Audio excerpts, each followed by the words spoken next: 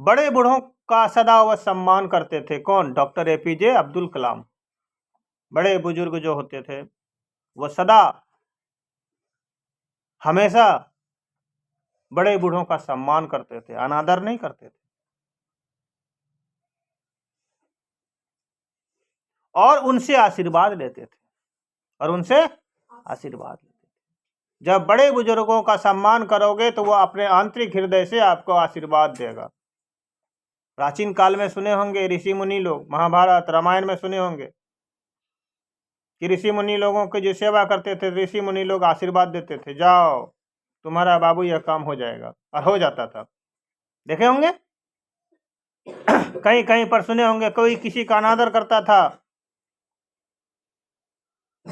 तो ऋषि मुनि लोग शराब दे देते थे, जाओ तुमको ये हो जाएगा। अब डर के मारे जो है वो छटपटाने लगता था, नहीं ये शराब आप वापस ले लीजिए, आप मत शराब दीजिए, इस तरह हमको मेरा जिंदगी बर्बाद हो जाएगा, ये हो जाएगा। बोल जो दे दिए सो दे दिए, अब वापस आने वाला नहीं है। जिस प्रकार धनुष में तीर लगा करके तीर को छोड़ा जाता है, तीर छूट गया तो वापस आएगा, उसी प्रकार जो श्राप मिल गया वो तो मिल गया, हाँ उसका निपटारा हो सकता है कि नहीं? आपको कुछ बताया जाएगा, आप उस पर उसका अमल करो तो आपको उस श्राप से थोड़ा राहत मिल सकती है, लेकिन श्राप जो दिया गया वो दिया गया। तो देखिए, माँ बाप किसी को श्राप कभी नहीं देते हैं, चाहे उसको कितनो तकलीफ दे दो, श्राप देगा क्या? अपने बेटा बेटी को कभी श्राप नहीं देगा।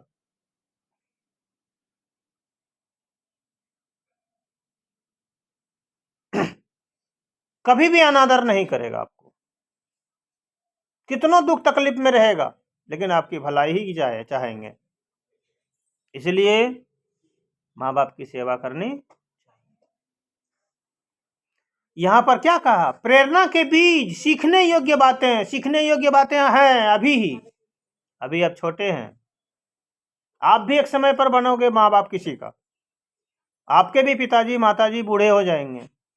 तो अभी अगर आपका दिमाग में घुस गया कि नहीं हमें माँ बाप की सेवा करनी चाहिए, बुढ़ंती काल में उसकी सेवा करनी चाहिए, तो आपका दिमाग में अगर सर्च ले लिया तो आप कितना कुछ करोगे, लेकिन आप उसका सेवा करोगे, पूरी दुनिया को एक तरफ कर दोगे, माँ बाप की सेवा करोगे, अगर दिमाग में घुस गया तो बीज कहाँ से जन्म लिया? यहीं से ना जन्म लिया।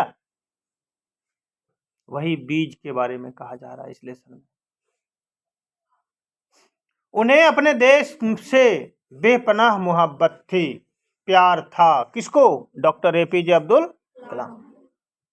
अपने देश से बहुत प्यार था।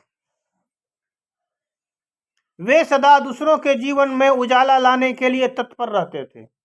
वे सर्वदा हमेशा दूसरे के जिंदगी में किस प्रकार से खुशहाली आएगी वैसे काम करते थे, किस तरह से दूसरे लोग खुश रहेंगे वे काम करते थे।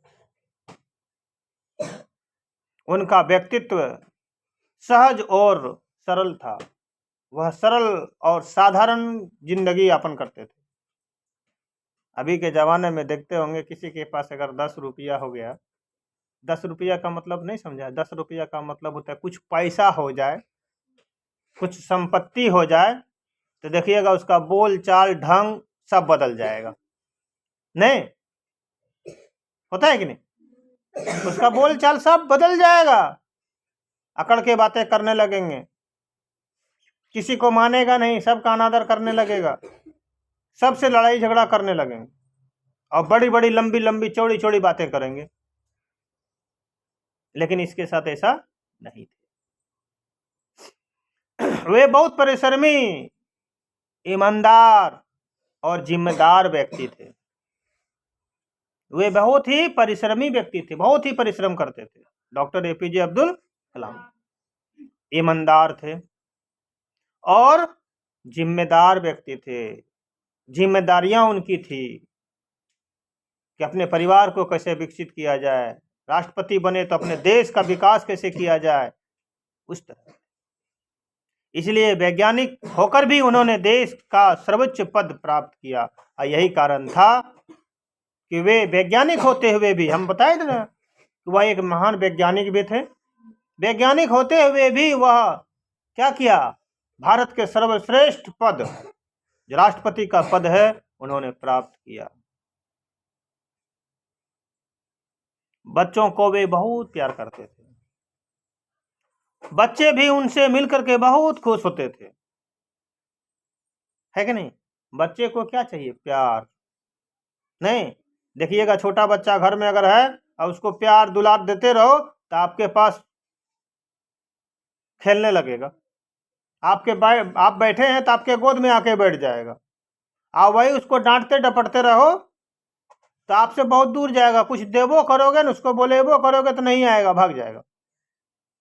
यहाँ बच्चे से ये बहुत प्यार करते थे, इसलिए बच्चा भी उससे पूरा लगाव रखते थे। वे व्यक्तिगत रुचि लेकर उनसे मिलने के कार्यक्रम आयोजन करते थे, और डॉक्टर APJ अब्दुल कलाम व्यक्तिगत बच्चों से मिलने के लिए आयोजन भी करते थे और बच्चों से मिलते थे।